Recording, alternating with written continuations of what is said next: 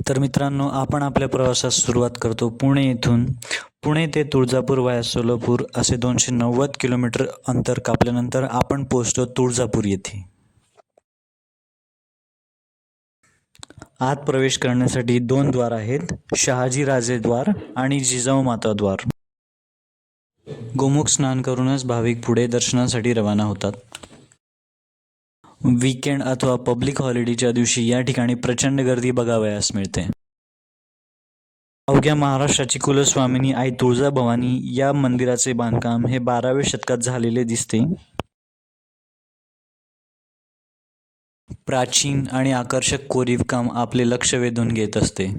पुढे आपण निघतो दर्शनासाठी रांगेत. पुढे जाऊन आपल्याला अनेक देवी दैवतांचे छोटे छोटे मंदिरे दिसतात. 16व्या शतकात जेव्हा शिवाजी महाराजांनी स्वराज्याची स्थापना केलेली होती, त्यावेळेस आई तुळजाभवानीने शिवाजी महाराजांना प्रकट होऊन भवानी तलवार दिली होती.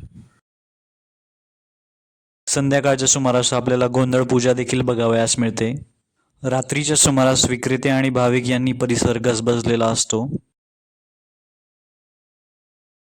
रात्रीच्या सुमारास देवीची पालखी काढण्यात येते. इथून दर्शन घेऊनच आपण आपल्या पुढच्या प्रवासास रवाना होतो. तुळजापूरहून 64 किलोमीटरचा प्रवास केल्यानंतर आपण पोहोचतो अक्कलकोट येथे. स्वामी समर्थांच्या मंदिरात.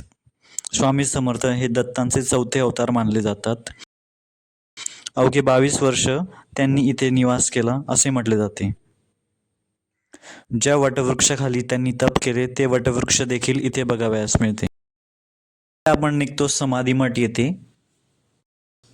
बाळप्पा आणि चोळप्पा स्वामी समर्थांचे अनुयायी यांच्या घरी स्वामी समर्थांनी आपल्या आयुष्याची शेवटची काही वर्षे काढली. भिवू नकोस, मी तुझ्या पाठीशी आहे, हा त्यांचा कानमंत्र घेऊन आपण आपल्या पुढील प्रवासास सुरुवात करतो. अक्कलकोट येथून 70 किलोमीटरचा प्रवास केल्यानंतर आपण येतो श्री क्षेत्र गाणगापूर येथे. भीमा आणि अमरजा नदीचा संगम येथे आपणास बघावयास मिळतो. येथे स्नान केल्यावर सर्व पापांपासून मुक्ती मिळते. येथे गुरुचरित्राचा पारायण केल्यावर सर्व मनोइच्छा पूर्ण होतात असे म्हटले जाते. पुढे आपण निघतो दत्त मंदिर दर्शनासाठी. येथे महाराष्ट्र आणि दक्षिणमधून अनेक भाविक दर्शनासाठी येत असतात. दुपारच्या सुमारास येथे भाविकांची प्रचंड गर्दी बघावयास मिळते व आपल्याला पालखीचेही दर्शन होते.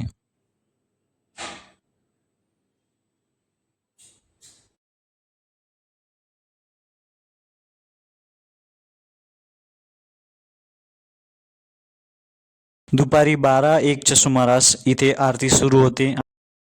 आरतीच्या सुमारास इथे झपाटलेल्या व्यक्तींच्या अंगातून भूत हे बाहेर निघत असतं. येथून दर्शन घेऊन आपण आपल्या परतीच्या प्रवासास निघतो. Thanks for watching.